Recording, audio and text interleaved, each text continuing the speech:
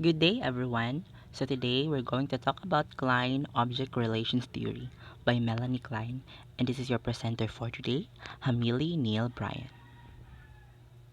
So we're gonna start about Melanie Klein life.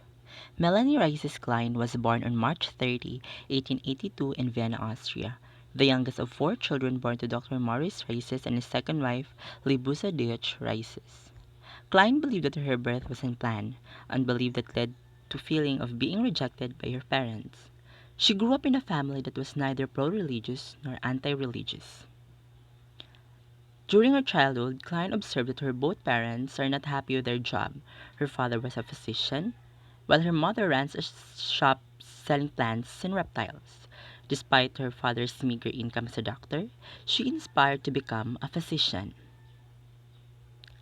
Always felt neglected by her father, and devastated when her sister died and also her brother died when she was in his 18th year. Immediately after his brother's death, she got married at the age of 21 to an engineer named Arthur Klein, whom she believed to have been preventing her to pursue medical studies. Her marriage to Arthur produced three children, namely Marietta, born in 1904, Hans, born in 1907, and Erich, born in 1909. And that is the picture of Melanie, Hans, and Marietta. Klein meets Sandor Frenchy, a member of Freud's inner circle and a person who introduced her in the world of psychoanalysis.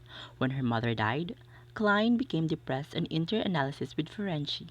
She was deeply taken by psychoanalysis. She trained her son according to Freudian principles, and as part of her program, she psychoanalyzes her children. Marietta, who became a psychoanalyst, was analyzed by Karen Horney. Unfortunately, Klein did not have a happy marriage. She dreaded sex and abhorred pregnancy. Klein separated from her husband in 1919 but did not obtain a divorce for several years. After the separation, she established a psychoanalytic practice in Berlin, and her first contribution to the psychoanalytic literature with a paper dealing with her analysis of Erich. Not completely satisfied with her own analysis by Ferenczi, she ended the relationship and began an analysis with Carl Abraham, one of the members of Freud's inner circle, but after 14 months, Abraham died. And that is the member of Freud inner circle, including Carl Abraham and Sodor Ferenczi. In a point of her life, Klein decided to begin a self-analysis.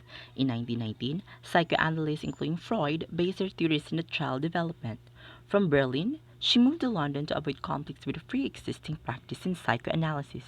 Although she claimed to practice Freudian psychology, Simon and Anna Freud didn't agree with her emphasis on child psychoanalysis. In 1946, the British Society accepted three trainings procedure.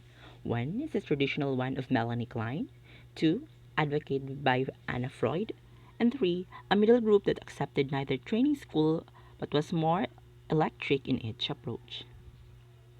So, what is object relations theory, by the way? So, object relation theory was based on careful observation of infants. While Freud focused on the first 4 to 6 years, Klein emphasizes the importance of 4 to 6 months after birth. Its importance of certain objects like the breast, vagina, and the penis, and so on, to be the great of impact on the infants. Klein stresses that the child's relation to the breast is considered to be a prototype for a later relationship towards his or her parents and other individuals. Life of infants. So Klein did not believe and claims that humans were born as a black state, but already inherited some predisposition to reduce anxiety by conflicts between life and death instincts. So, fantasies are fantasies.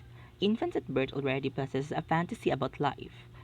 They already have their unconscious images of good and bad. And also, objects, drives, or instinct must have an object. It is where exerted and applied. Klein believed that an infant related their drives to external objects both in fantasies and reality. Klein's different position. Infants always have in between the struggle of good and bad, life and death, love and hate, creativity and destruction.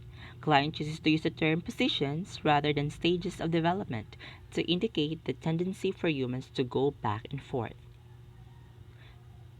So, paranoid schizoid position. develop during the first 3 to 4 months of life, a way of organizing experiences that includes both paranoid feelings of being persecuted and a splitting of internal and external objects into the good and the bad. The ego's perception of external world is subjective and fantastic rather than objective and real. Infants have a biological predisposition to attach a positive value to nourishment and life instincts. The insight then identifies the source of an object of drives or instinct which it desires to be in control with. Number one, persecutory breast, which provides frustration to an infant and are capable of providing love, care, and comfort. These allow the child to develop the urge to destroy it by biting or tearing and even annihilating it. Number two, ideal breast. These breasts provide nourishment and care, together with love, comfort, and gratification where infants aim to devour and harbor. Depressive position begins to surface by the age of 5 to 6 months when an infant can already view an object as incorporated both good and bad feelings, where an infant feels the anxiety of losing a loved object accompanied by the sense of guilt for wanting to destroy the same object. Infant realizes that his or her mother might leave her, so she begins to protect her. Introjection. Infants fantasize taking into their body this perception experience what they had with the external object, originally the mother's breast. When good objects were interjected, it helps them project their ego from anxiety. However, when bad objects were the ones interjected, they become internal persecutors. Projection. Infant projects one's own feeling and impulses actually resides in another person and not within them. Children usually project good and bad image towards their parents. Splitting. It enables them to see the positive and negative side of themselves or others. It may be both beneficial and destructive since it may recognize to be good me and the bad me. Projective identification. When an infant projects an undesirable object into another person and eventually introjects them back to themselves in a distorted form, it usually exerts a powerful influence in adult interpersonally relationship. Three important internalization. Number one is ego, two the superego, and the three is the Oedipus complex. Ego. Unlike Freud, who claimed that id dominates a child's unconscious, Klein believes during this stage, ego, though weak and unorganized, can already feel anxiety and is strong enough to use different mechanisms. The ego matures through the first experience of providing him or her with love and security. The ego can also split distinction between good and bad breast, and as well as object and expectation. Superego. Klein claims that superego emerges much earlier in life, not as a result of the revolt Oedipus complex, and is much more harsh and cruel. Klein further believes that early superego produces not guilt but terror to infants. Klein also insisted that superego goes along with the development of the Oedipus complex and provide realistic guilt, the resolution of complex. Oedipus complex. Even though Klein claims that her idea of the Oedipus complex is an extension of Freud's, many distinct characteristics were recognizable. Number one, it begins at much earlier time of life. Two, significant part of it represents the child's fear of retaliation from his or her parents. Three, child's retention to positive feelings towards both parents. And lastly, it enables children to recognize between good and bad. So, how does Klein conduct her psychotherapy?